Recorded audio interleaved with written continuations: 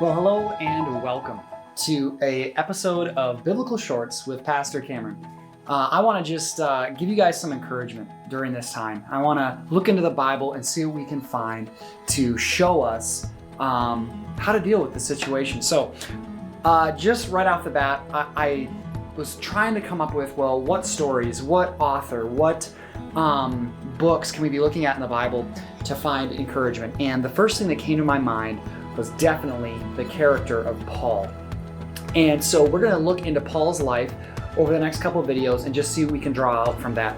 Particular today, we're looking at the book of 2 Corinthians. Fantastic book. If you haven't ever read 2 Corinthians, I would encourage you to read it. But here's the thing. Paul, if you know anything about his life, if you don't know anything about his life, that's totally cool. But I would encourage you to look into it, read into the things that he went through, but also listen to this. I just want to, this passage that he writes in this letter to the church at Corinth gives us a little bit of insight into some of the things that Paul was facing. It's in 2 Corinthians chapter 1, starting in verse 8, it says this. This is the New Living Translation. It says, "We think you ought to know, dear brothers and sisters, about the trouble we went through in the province of Asia. We were crushed and overwhelmed beyond our ability to endure, and we thought we would never live through it. In fact, we expected to die, but as a result, we stopped relying on ourselves and learned to rely on God, who raises the dead."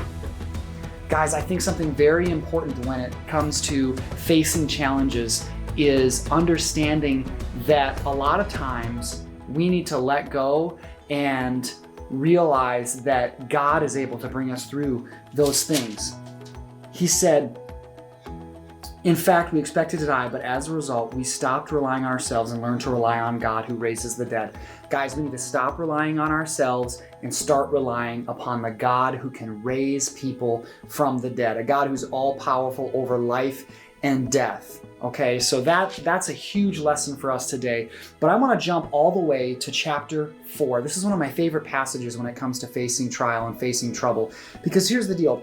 All of us during this time are facing a disruption of our life, and some of us are facing serious health issues, serious financial issues. I just spoke with someone the other day who's saying, you know what, I have no idea how I'm going to pay the bills, okay?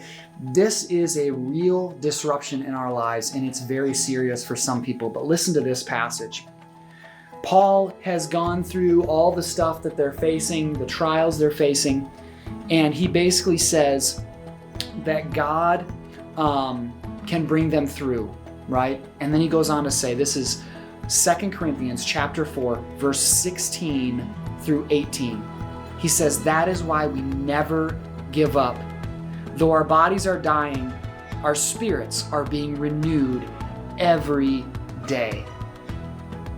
For our present troubles are small and won't last very long, yet they produce for us a glory that vastly outweighs them and will last forever. So we don't look at the troubles we can see now. Rather, we fix our gaze on things that cannot be seen. For the things we see now will soon be gone, but the things we cannot see will last forever."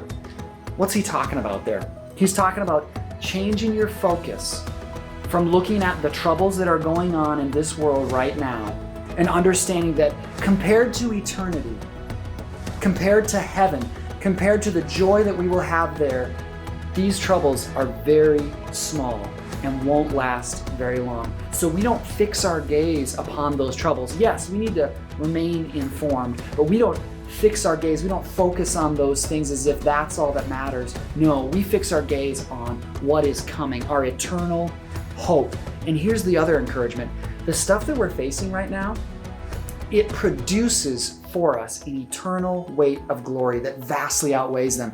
Guys, when you face trial, when you face trouble, it produces something inside of you. If you allow God to walk with you through the trial and through the trouble, He will do something inside of you that you never thought was possible.